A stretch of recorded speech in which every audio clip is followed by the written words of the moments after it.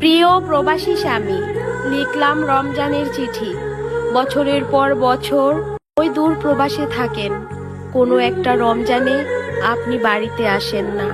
আপনার সাথে কখনো হয় না আমার সেহরি খাওয়া, হয় না কখনো ইফতারিতে একসাথে আনন্দ করে ইফতারি খাওয়া।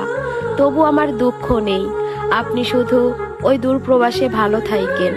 আর একটা কথা, আপনার যদি অনেক বেশি কষ্ট হয় কাজ করে রোজা রাখতে, তাহলে আপনি রোজা থাকিয়েন না, শুধু নামাজ পড়িয়েন। আপনার রোজার জন্য আমি আল্লাহর কাছে মোনাজাতে বলবো, আমার রোজার ভাগ যেন আল্লাহ আপনাকে দিয়ে দেয়।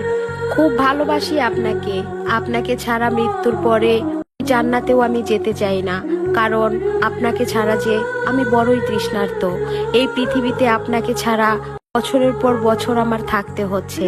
আল্লাহ যেন ওই পরকালে আপনাকে দিয়ে আমার তৃষ্ণার্ত হৃদয় পরিপূর্ণ করে দেয়। সবসময় আপনি ভালো থাকবেন ওই প্রবাসে, কারণ আপনি ছাড়া পৃথিবীতে আমার আপন বলতে আর কেউ নেই। সবসময় ভালো থাকেন, শুধু এই কামনাই করি। আমার জন্য দোয়া করিয়েন, আমি যেন আপনার একটা ভালো স্ত্রী হয়ে মরতে পারি।